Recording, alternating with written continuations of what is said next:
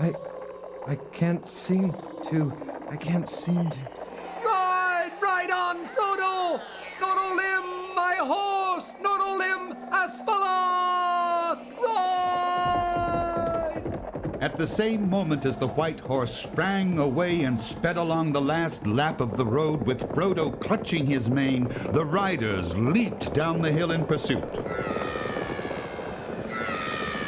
To Frodo's dismay, no sooner had the riders left the trees behind him than 4 more suddenly appeared. 2 rode towards him, and 2 galloped madly towards the ford to cut off his escape. Frodo looked back for a moment over his shoulder. He could no longer see his friends. The riders behind were falling back.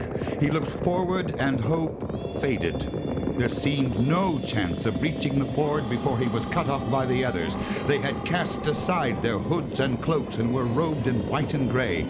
Swords were naked in their pale hands. Helms were on their heads. Their cold eyes glittered, and they called to him with fell voices. A breath of deadly cold pierced Frodo like a spear, as with a last spurt, like a flash of fire, the elf horse, speeding as if on wings, passed right before the face of the foremost rider and into the ford.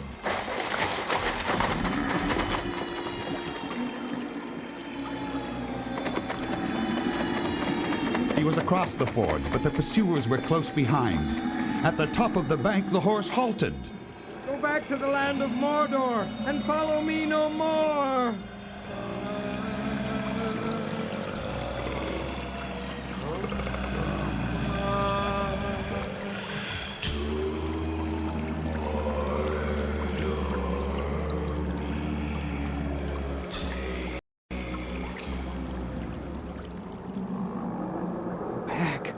Go back!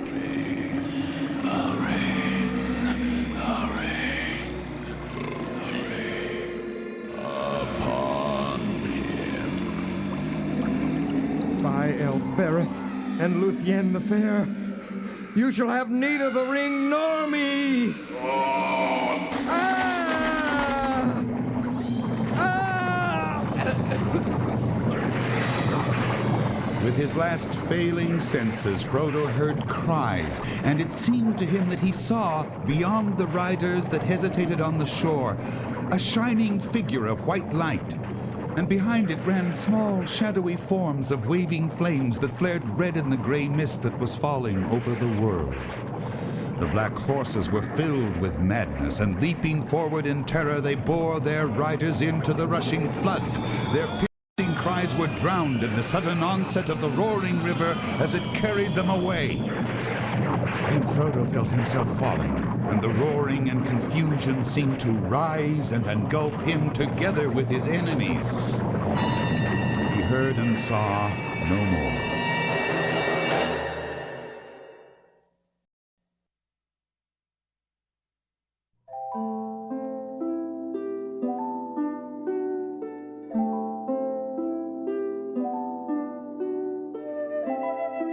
Frodo woke and found himself lying in bed. At first he thought he had slept late after a long, unpleasant dream that still hovered on the edge of memory. Or perhaps he had been ill. But the ceiling looked strange. It was flat, and it had dark beams richly carved. Where am I? And what's the time? In the house of Elrond, and it's 10 o'clock in the morning, Frodo. It's the morning of October the 24th, if you want to know. Gandalf? Yes. It's you there by the window. Yes, I'm here. And you're lucky to be here, too, after all the absurd things you've done since you left home. Oh, well, I'm too comfortable to argue. You mean about my little accident at the Prancing Pony? Huh? Where's Sam?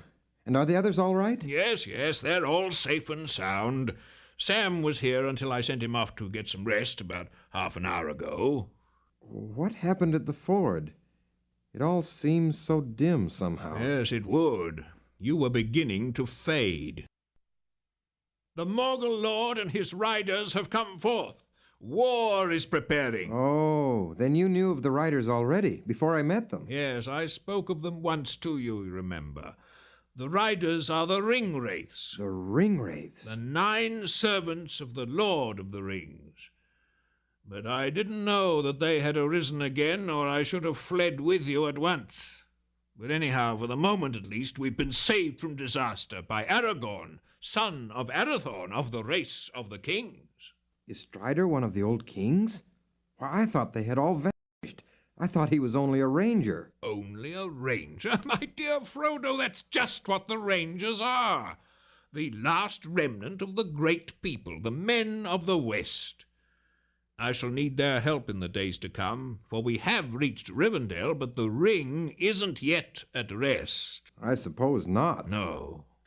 But I hope I won't have to go any further. It's very pleasant just to rest. I've had a month of exile and adventure, and I find that has been as much as I want. And I can move my arm a little, too. Good, good. It's mending fast. Elrond has cured you. He's tended you for days, ever since you were brought in. Gandalf, tell me the end of the affair at the ford. Then I shall have another sleep. The ring wraiths made straight for you. The moment the flood appeared, Glorfindel rushed out, and you saw him for a moment, as he is upon the other side, one of the mighty, the firstborn. 3 riders were carried away by the first assault of the flood, and the others were hurled into the water by their horses and overwhelmed. And is that the end of the ring wraiths? No, no, their horses must have perished, and without them they're crippled, but not so easily destroyed. As soon as the captain of the ring wraiths rode into the water, Elrond commanded the flood to be released. He has power over the river in this valley. And if I may say so, I added a few touches of my own. You may not have noticed, but some of the waves took the form of great white horses with shining white riders, and there were many rolling and grinding boulders. Perhaps too many. Maybe? Well, anyway, now we are safe. Yes, you're safe. For the present. Soon there'll be feasting and merrymaking to celebrate the victory, and then the council. It's wonderful that Elrond and Glorfindel, and such great lords, not to mention Strider, should take so much trouble over me. There are many reasons why they should. I am one good reason. The ring is another. Yes. You are the ring bearer. And you are the heir of Bilbo, the ring finder. Dear Bilbo, I wonder where he is. Oh, I wish he were here and could hear all about it. It would have made him laugh. And the poor old troll. Oh, yes. The troll. Remember the troll.